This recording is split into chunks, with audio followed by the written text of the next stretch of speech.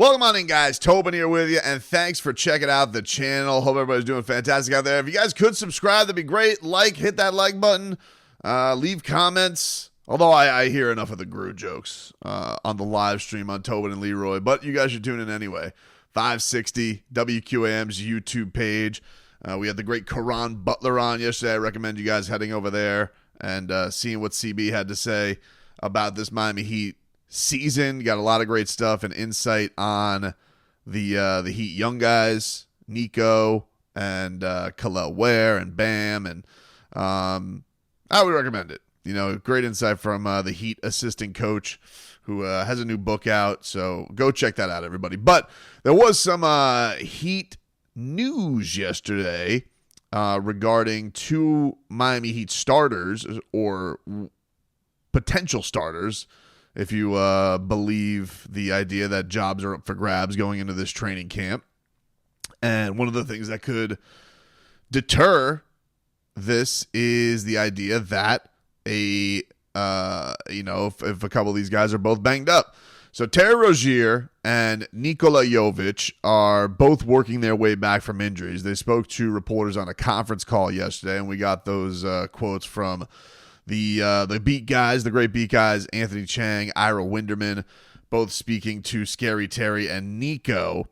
And I'll give you some of the quotes that were here from their articles. But Terry Rozier, okay, here's the first interesting thing with Terry, is that they're basically getting it out there, which is interesting because we got media day in about 2 weeks plus. And they're getting it out there just kind of off the bat. Hey, both of these guys are still working their way back. They may not necessarily be 100% when training camp starts, which is interesting because there's a potential if jobs really are on the line, if they have to hone or hold any of these guys back, is there a potential for somebody to squeak in there and get a position? But here's what Terry said from the Miami Herald. Quote, "Where I'm at right now is just about fully cleared to play 5-on-5. But I am doing everything on court activity, playing a little bit of 3-on-3, so I figure in the next couple of weeks I'll be graduating to 5-on-5. I feel great." That's the end of Terry Rozier on his almost all the way there. And he says, "I'm a gamer. I'm a hooper. I think getting my wind up is going to be the most important thing. Once we all come into camp together and get a full camp together is the most important thing. Not me trying to learn how to play 5-on-5 again. I'll be fine. I just think me getting with the other guys and getting on that level so we can all play the right way and play together." Which, yeah, is obviously going to be a huge element on this Terry Rozier thing of getting him, Tyler Hero, working together, getting the chemistry down. Everybody felt the rough thing about Terry's injury. Everybody felt like he was getting to a point that the injury, the comfort from him just being himself, and if he has the green light and is ready to go, that he was at the point where he was starting to feel comfortable. Then this neck injury happens, and those things are scary. You know, you don't know necessarily what level of hurt is he at. You know, it's always very touch and go. Maybe you feel okay one day, you feel awful. They had him in a neck brace. The other interesting thing that was said by Terry is on his cardio. From Ira, it says, "I've been trying to get back right ever since the season started, so that required doing little stuff. Like if I couldn't run yet, I was doing bike riding, incline walking, stuff like that. So my condition is pretty good. Now, you never be in basketball condition like you think until you step on the court a little bit. I've been playing this whole month. I'm feeling great, getting my wind up. Everything else will take care of itself. I think getting my wind up is the most important thing. It's already been therapeutic for me to come in every day and just start the rehab to where I'm at now. When we started rehab, I wasn't running at all. We were doing everything on a treadmill. Now I'm sprinting, playing the 3-on-3, and so this has been therapeutic for a while." So some good news there. But clearly, you know, going into 2-a-days in camp, it's going to be interesting to see, like, where is the level of comfort with pushing Terry Rozier. And the other thing is, he's not old, right? Like Terry is 30, I think he's going into this season. So he's not old. I don't think this is not a guy with lower body injuries. So maybe this is a little different from Spo, but you do, recall like Goran Dragic, they had that the 2020 finals season. Remember that regular season, Goran Dragic came off the bench, and was, their sixth man. And having that dynamic go-to sixth man has kind of been a staple of some good Heat teams. That team, it did switch in the postseason, and, Tyler took a bigger role and was really, really good in that postseason. But would be interesting knowing that there is maybe a little bit of, uncertainty with the chemistry. Would Erik Spoelstra, does an injury like this give Erik Spoelstra any pause into making Terry the sixth man, just to kind of monitor the minutes, to be smarter with it? That's the only thing of consequence I can think out of something like this. If he isn't all the way and his wind isn't all the way, can they be really steady about his minutes? Because nothing is preventing the Miami Heat from making that switch later in the season and then getting to the point in the postseason where they make the switch.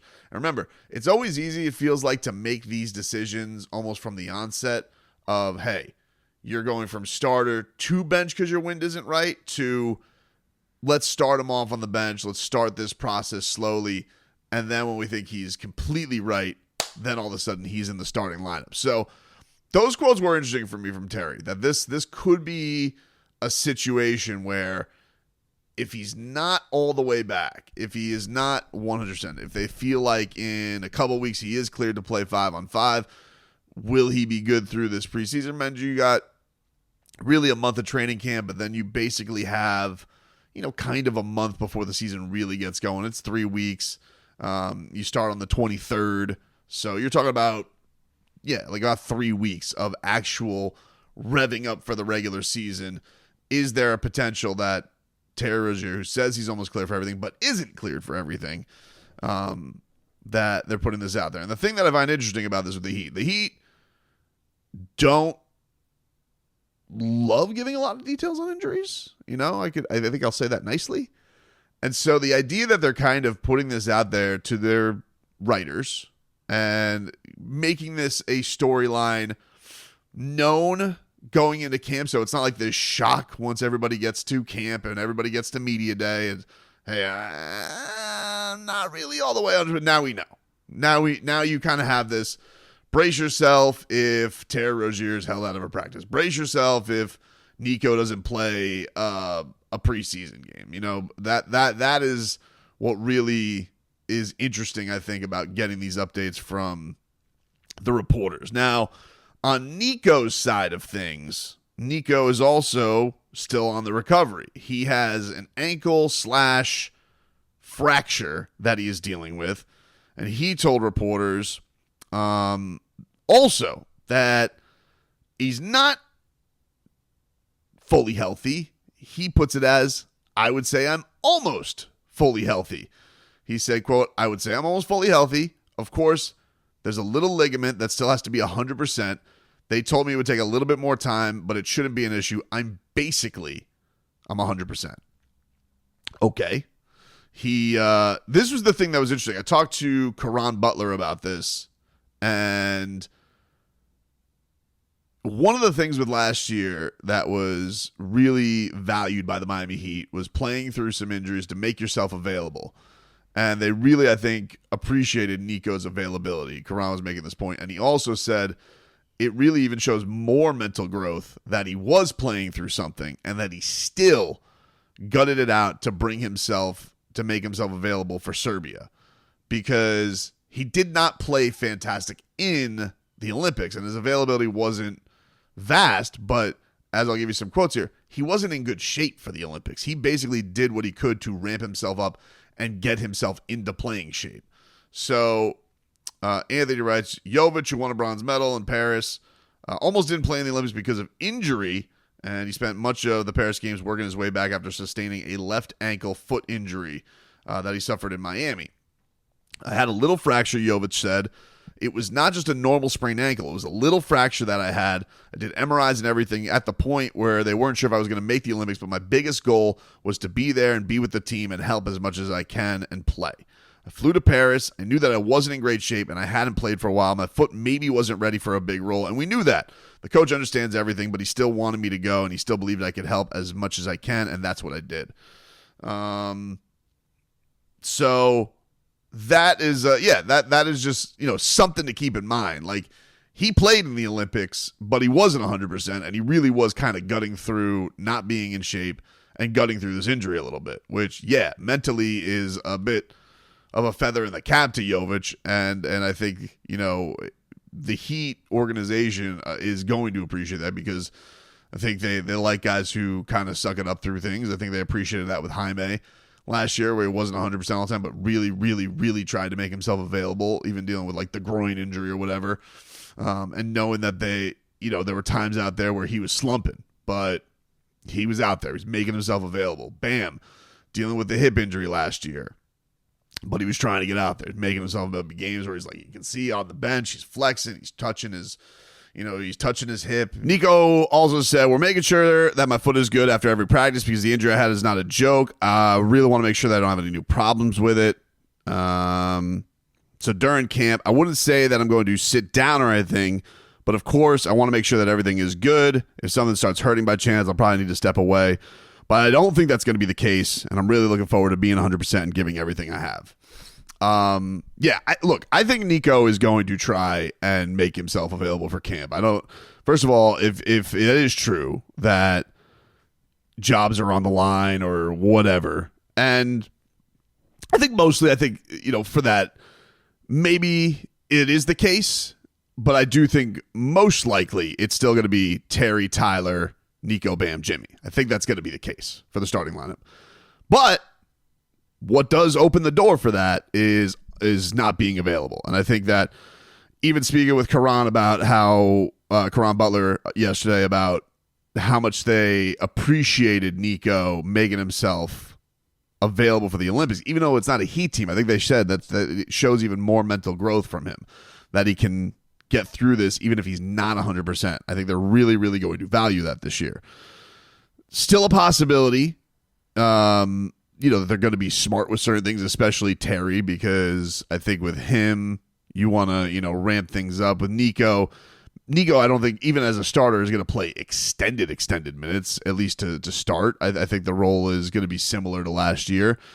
Do they really think that they're going to give Kel'el Ware the starting nod? Potentially. We can't rule it out, but I'd say the rookie's probably going to start on the bench just because that's usually Spo's pattern. Not always, but especially with bigs, usually.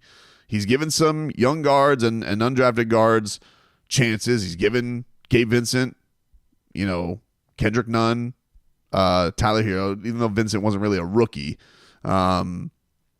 He's given young guys in the backcourt, he's given them the shot. Giving a big man a start, that would surprise me a little bit, but not crazy. I think everybody recognizes the skill that Kel'el brings to the table. With Nico, I think that, as he's kind of shown, like he wants to be out there, he wants to be playing. And I think last year's training camp maybe left a sour taste in his mouth because I think a lot of people thought he was going to play a lot more out of camp, and he did not. Remember Jimmy Butler saying he was walking around with more swagger, a little bit of, confidence that he's come out. So now you have a guy who I think is also maturing a little bit, third year into the game. He's got big goals, big lofty goals, I'd imagine. So he wants to be as available as possible for this upcoming training camp. So it's interesting, the Heat having this out here, just kind of not, I think having this news out here is good because I think it doesn't blindside anybody once media day and training camp comes. Hey, this guy missed a practice, this guy missed that. Just so you know, these guys aren't all the way back. They feel good. They think they're going to be all the way back. They feel close to 100%. Terry Rozier does want to play full basketball to get his wind up. Nico wants to be out there, even though he's dealing with like a touch and go ligament fracture ankle, which is very sensitive for basketball players, and you don't want to re-aggravate that, especially a big man like him who rebounds, runs down the court. They're impressed with how his defense is growing. They love his versatility. You want to make sure that guy is full go. So interesting stuff to keep in mind for the projected duo, the projected starting duo. But it is definitely something to have in mind once we do get to training camp. If certain guys are out and maybe somebody is shining a little bit, does this affect Miami at all? Because they do want availability is going to be such a big deal with all those starting lineups last year. This is definitely something interesting to keep note of.